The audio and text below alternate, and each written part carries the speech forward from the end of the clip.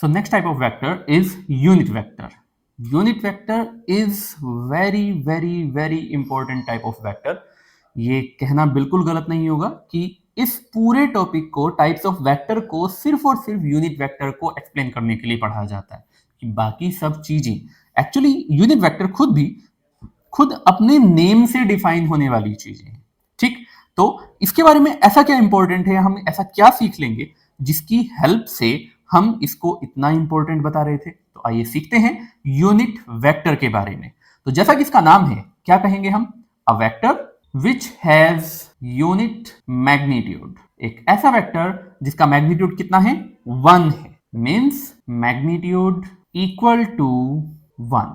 एक ऐसा वेक्टर जिसका मैग्नीट्यूड इक्वल्स टू 1 होता है, ऐसे वेक्टर को हम कहेंगे यूनिट वेक्टर। इसका सीधा सा मतलब क्या निकाला जा सकता है कि अगर मेरे पास एक वेक्टर है, vector A, if vector A is a unit vector, इसका मतलब क्या हुआ, इसका मैग्नीट्यूड कितना होगा, 1 होगा, राइट। इसका मैग्नीट्यूड 1 हो जाएगा और इसी वजह से इस यूनिट वेक्टर ए को क्या रिप्रेजेंट किया जाता है, ए कैप।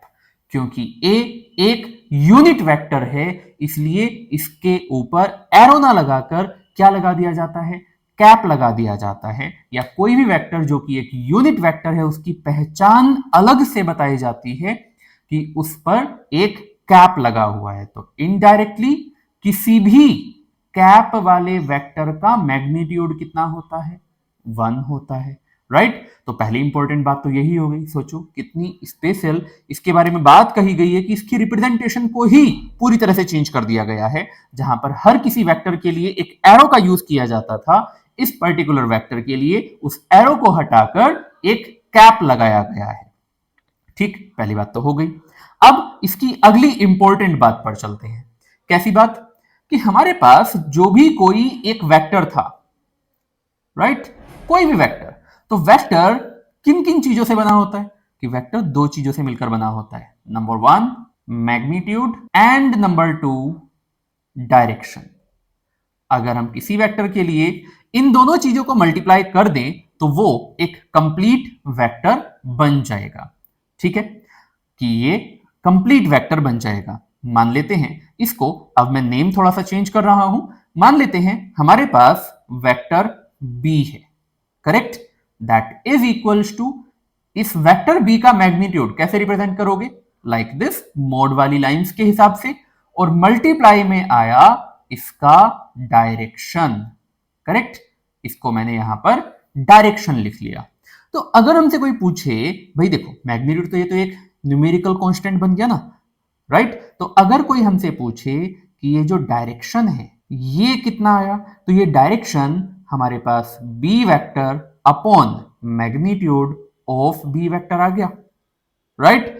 अब इस एक्सप्रेशन में अगर मैं दोनों साइड मोड लगाऊं, यानी इस पूरी इक्वेशन का मैग्नीट्यूड लिखना चाहूं, तो क्या होगा, left hand side magnitude of direction will be equals to magnitude of vector B, और नीचे ऑलरेडी एक मैग्नीट्यूड है तो वो तो एज इट इज रहेगा। अब न्यूमरेटर भी मैग्नीट्यूड, डिनोमिनेटर भी मैग्नीट्यूड, दोनों कैंसिल होकर कितना हो जाएगा, 1। क्या देखने के लिए मिला हमें, हमें देखने के लिए मिला कि डायरेक्शन का मैग्नीट्यूड कितना होता है, 1। अब इस बात को ध्यान रखना, डायरेक्शन का मैग्नीट्यूड 1 होता है।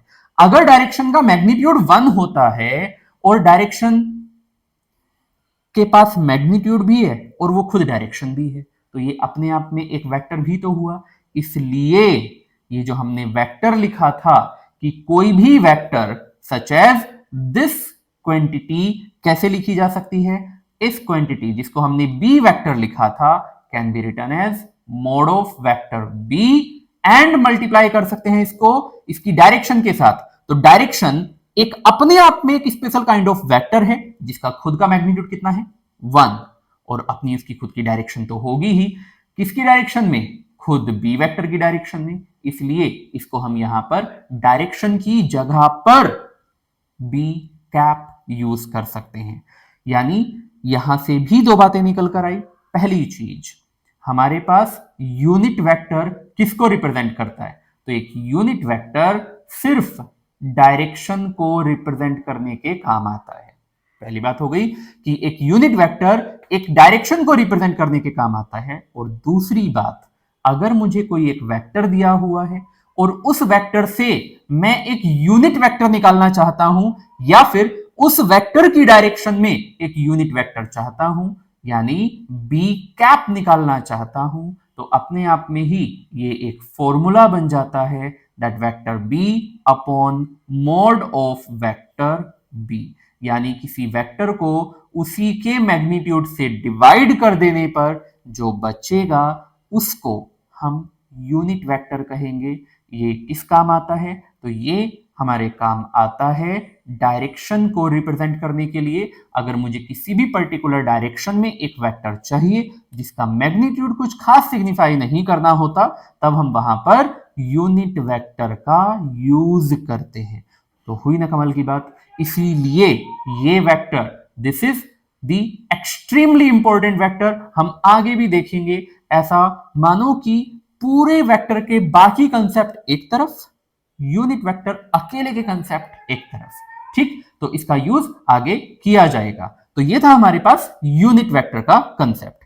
अब थोड़ा आगे चलते हैं and let's start vector algebra. So vector algebra बच्चों, सिंपली इसमें हम क्या क्या पढ़ते हैं? इसमें हम पढ़ते हैं addition of vectors, subtraction of vectors, product of two vectors. Product खुद दो तरह का होता है, dot product and cross product. ठीक, तो कुल मिलाकर हम ये चीजें वेक्टर अलजेब्रा में पढ़ते हैं। ठीक है, तो हमारा पहला topic which is very important, क्योंकि इसके बिहाफ पर ही हम सब्ट्रैक्शन को भी इंक्लूड कर लेंगे। यानी जो हमारा पहला टॉपिक होगा एडिशन ऑफ वेक्टर, उसी में ऑलमोस्ट सब्ट्रैक्शन इंक्लूडेड होगा। यानी मुझे बस बाद में थोड़ी सी बात बतानी पड़ेगी और सब्ट्रैक्शन भी कंप्लीट हो जाएगा। Is extremely important. ये सारी चीजें इंपॉर्टेंट है वैसे तो, बट अगर हम पहले की बात करें तो वो भी काफी ज्यादा इंपॉर्टेंट रहेगा। इनफैक्ट ऐसा देखा जाता है जब भी वेक्टर के डायरेक्ट क्वेश्चंस पूछे गए हैं, उसमें से ज्यादातर चांसेस में एडिशन ऑफ वेक्टर से क्वेश्चन बनाया जाता है। ऑल्दो कभी कभी या अक्सर डॉट एंड क्रॉस प्रोडक्ट से भी डायरेक्ट क्वेश्चंस बनते हैं। So let's put the heading addition of vectors. ठीक है, दो वेक्टर्स को हमें किस तरह से ऐड करना है समझते हैं इस बात को। ठीक है, तो कैसे हम दो वेक्टर्स को ऐड करते हैं? तो देखिए समझिए भाई, दो वेक्टर को ऐड करने के लिए कई सारे तरीके बताए जाते हैं। बेसिकली देखा जाए तो जब हम छोटी चीजों को, या ऐसा मानो कि हमें सिंपली ऐड करना है, इमेजिन 3+7 या कुछ और 3+5, छोटा ही ले लेते हैं वैल्यू।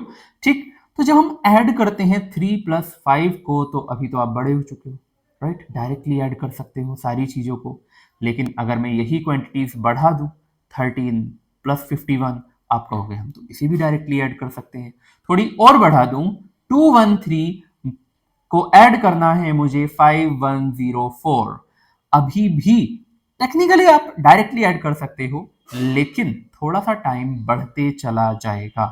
तो back to the basic situation, अगर मुझे ऐड करना है 3+5, तो सबसे पहले आपको चीजें जब ऐड करने के लिए बताई गई थी, मैं कह रहा हूं कि एडिशन ऑफ वेक्टर में वही सबसे पहला पार्ट आपको करना है।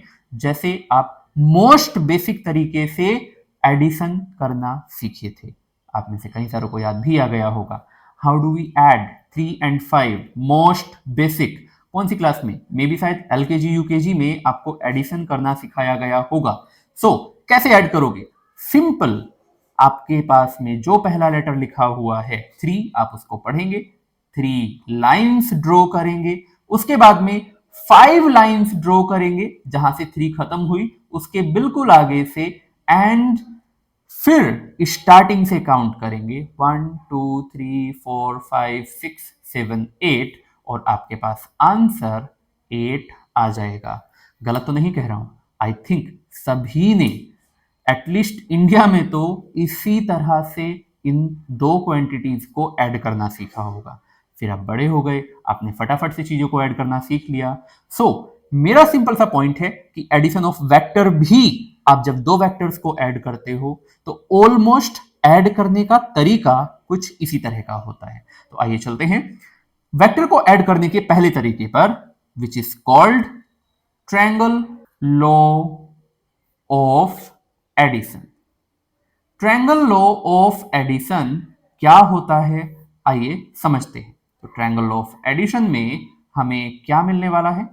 तो ट्रायंगल लॉ ऑफ एडिशन, अगर मुझे ऐड करना है, I want to add two vectors, vector A and vector B, इसका जो भी रिजल्ट आएगा उसको कहा जाता है रिजल्टेंट आर। ठीक, अब यहां पर हमें जो लॉ दिया गया है उसका नाम ट्रायंगल लॉ ही क्यों है, ये अभी आप समझने वाले हो।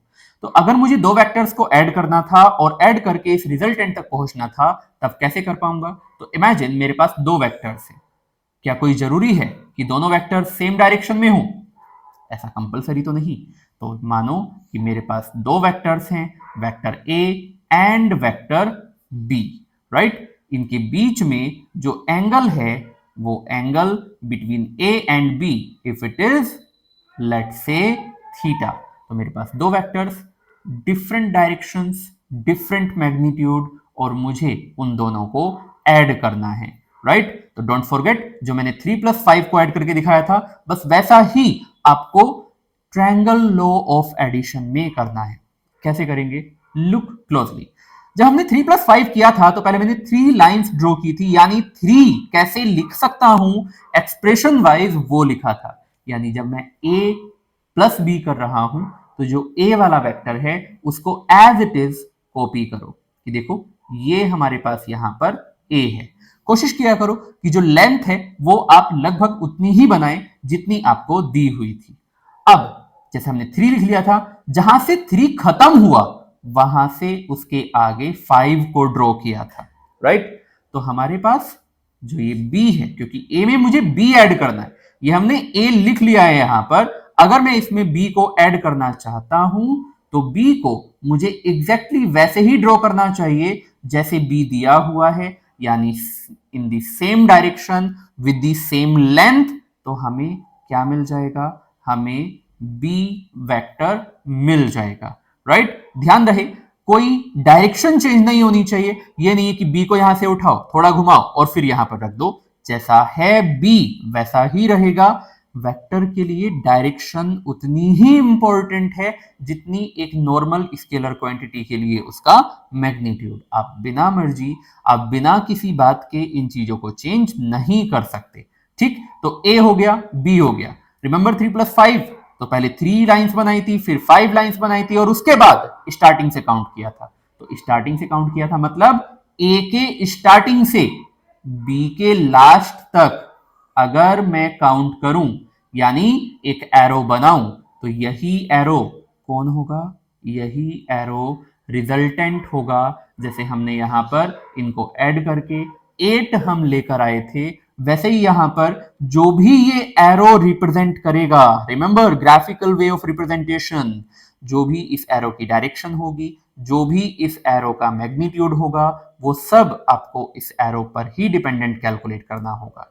ये जो एंगल देख रहे हो, ये एंगल यहां पर आपको कुछ इस एक्सटीरियर पार्ट में मिलेगा, यहां थीटा, राइट? अब किसी भी वेक्टर को डिनोट करने के लिए उसके एरो की लेंथ एंड उस एरो की डायरेक्शन, डायरेक्शन बताने का सबसे आसान तरीका हो जाता है एक एंगल बता दो उसके लिए। तो जब आप एंगल बताएंगे कि आर ए के साथ कितना एंगल बना रहा है, तो मैं उसको लिख रहा हूं अल्फा। ठीक है, तो बस इस आर को कैलकुलेट कर लेने से आपको ये रिजल्टेंट यानी addition of A and B मिल जाएगा। तो किस तरह से इस आर को हमें कैलकुलेट करना है वो हम यहां पर देखने वाले हैं।